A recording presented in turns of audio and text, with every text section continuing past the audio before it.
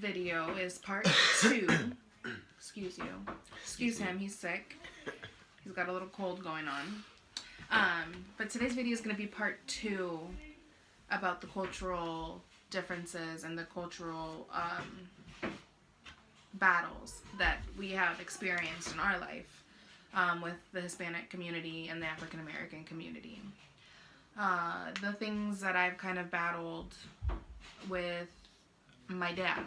He's Hispanic, and mental health isn't something that they discuss or are open about or really understand.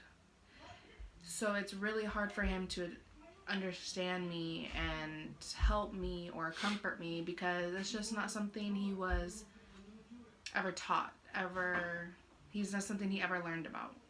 It's not something he had to experience personally. Exactly. And so now here he is, and his daughter is battling depression and battling anxiety. And, I've spent, days in my room not wanting to get out of bed, and he's just like, you're just being lazy. Well, no, I just really don't have any energy or willpower to get myself out of bed. No motivation. No motivation. So for him, it's, I can talk to him and he'll listen, but he still doesn't necessarily understand. He thinks, like I mentioned before, he's given us everything that we could ever want, so why would I be sad?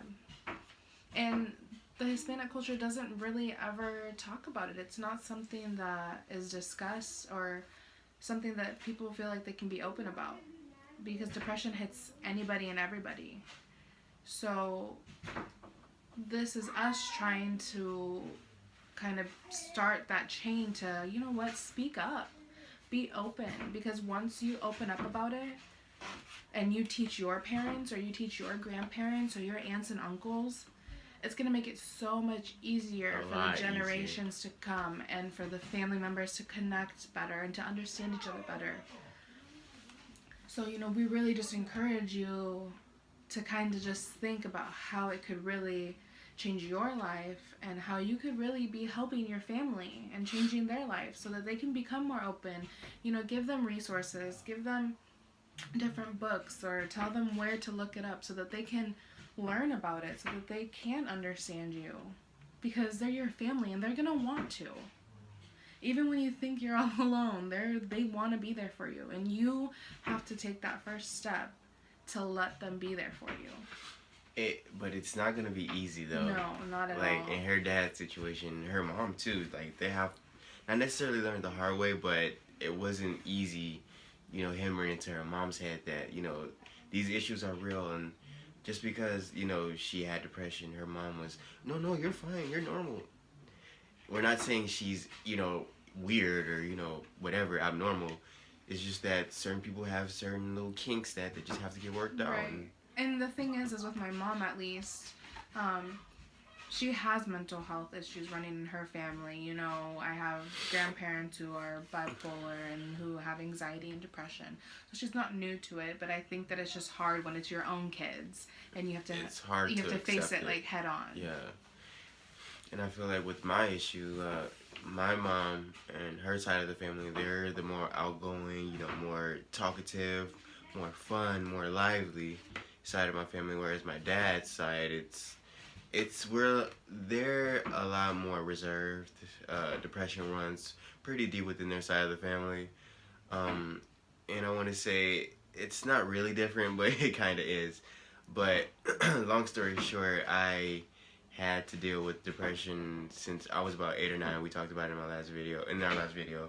I had to deal with depression since I was a young age, and I feel like I could talk about it with my mom, but it wasn't necessarily something I would feel right talking about with my mom because, I was kind of considered the head of the household. My dad wasn't around since a very early age, so I would always take it as my responsibility to be the, strong-willed, tough brother, tough guy in the house. Whereas my mom tried to be both at the same time, but we didn't really communicate it.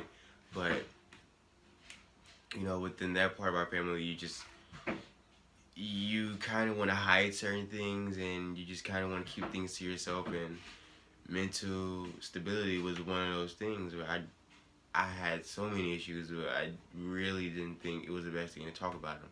Couldn't talk about it with my mom. Couldn't talk about it with my grandma. Couldn't talk about it with anybody. My mom was very open to. I feel like she was receptive to it, but just It's me not something that was talked personally, about. I just didn't feel right talking about it. So my advice to you guys is that it's best to just try to talk to somebody about it. It doesn't have to be, your counselor or your teacher. Just talk to somebody, and the more you talk to them, it'll get easier to be able to talk to your auntie or to maybe to your parents or maybe to your brothers or your sister. And in the end, it'll make you feel better, and it'll really help your family feel better too, because they'll finally understand what's going on. So if you guys ever feel like you kind of need a little more insight or a little more guidance, you can comment us, you can message us on our Instagram. We're here to help you guys because we've been through it and we're still going through it. So, our next couple videos, we're going to kind of just touch base on our daily lives, and we might have a video in 3 days or by Friday, or just kind of whatever's kind of going on with us. And we have our good days and we have our bad days still too. This medication doesn't cure you. You don't get to be happy for the rest of your life. You still have bad days. And so we'll kind of touch base on how the medication has affected us, and what our bad days look like versus what our good days look like. So we really appreciate you guys watching and supporting, and we hope you keep watching and supporting. Thanks.